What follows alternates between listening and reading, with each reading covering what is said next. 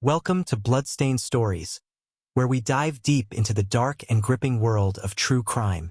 I'm your host, Joseph, and today we're examining one of the most notorious financial crimes in history, the Bernie Madoff Ponzi scheme. For decades, Bernie Madoff, a prominent financier and former chairman of NASDAQ, orchestrated a massive Ponzi scheme that defrauded thousands of investors out of billions of dollars. Join me as we uncover the details of Madoff's elaborate deception, the devastating impact on his victims, and the investigation that brought his empire crashing down. Are you ready to journey into the heart of financial crime? Let's get started. In the world of finance, few names evoke as much shock and disbelief as Bernie Madoff. Once a revered figure on Wall Street, Madoff orchestrated the largest Ponzi scheme in history, defrauding thousands of investors out of billions of dollars. His deception, which spanned decades, unraveled in 2008, exposing the dark underbelly of greed and betrayal in the financial sector. Bernard Lawrence Madoff was born on April 29, 1938, in Queens, New York. He founded Bernard L. Madoff Investment Securities LLC in 1960, building a reputation for delivering consistent, above-average returns to his clients. Madoff's firm operated out of the iconic Lipstick Building in Manhattan and attracted a prestigious clientele, including wealthy individuals, charitable organizations, and institutional investors. Madoff's allure was his promise of steady, reliable returns, regardless of market conditions. His purported investment strategy was based on a split-strike conversion method, which he claimed provided stable profits. However, in reality, Madoff was running a classic Ponzi scheme, paying returns to existing investors using the capital of new investors, rather than through legitimate profits. Madoff's Ponzi scheme began to unravel in December 2008, during the global financial crisis. Investors, spooked by market volatility, sought to withdraw their funds, and Madoff's house of cards collapsed.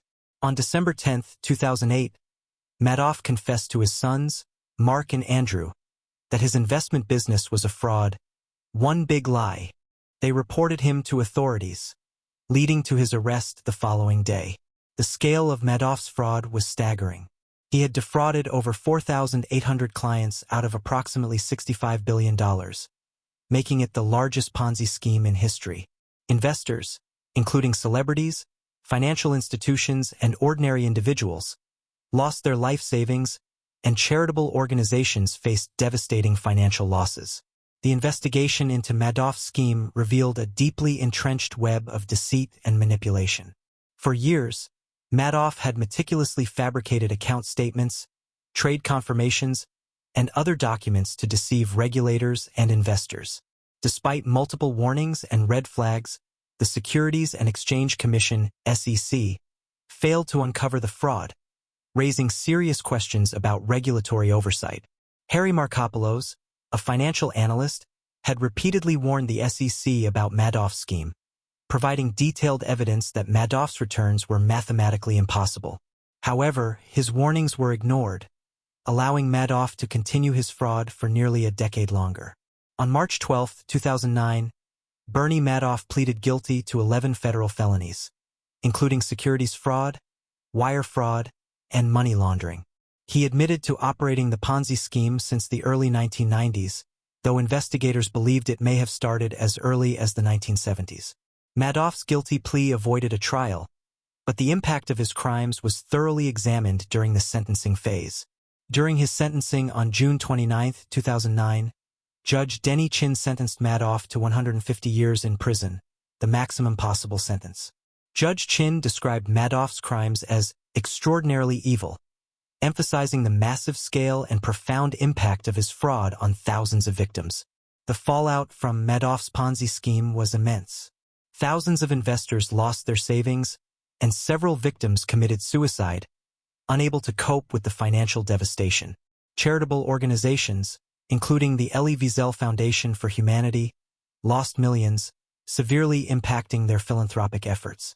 The Madoff scandal also led to significant changes in regulatory oversight and financial industry practices. The SEC faced intense scrutiny for its failure to detect the fraud, prompting reforms aimed at improving regulatory effectiveness and investor protection.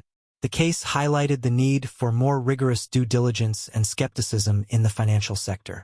Bernie Madoff's Ponzi scheme is a stark reminder of the potential for greed and deception in the financial world. It underscores the importance of vigilance, transparency, and accountability in protecting investors from fraud.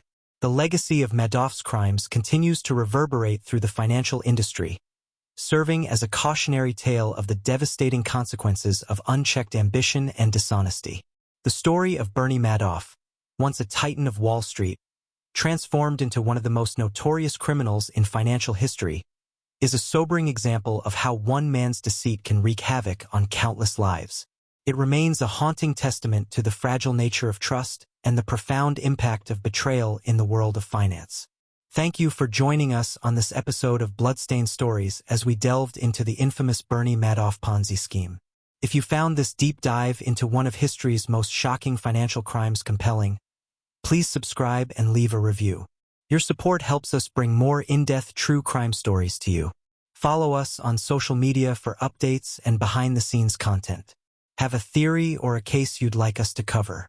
We'd love to hear from you. Until next time, stay curious, stay safe, and keep exploring the mysteries of the true crime world.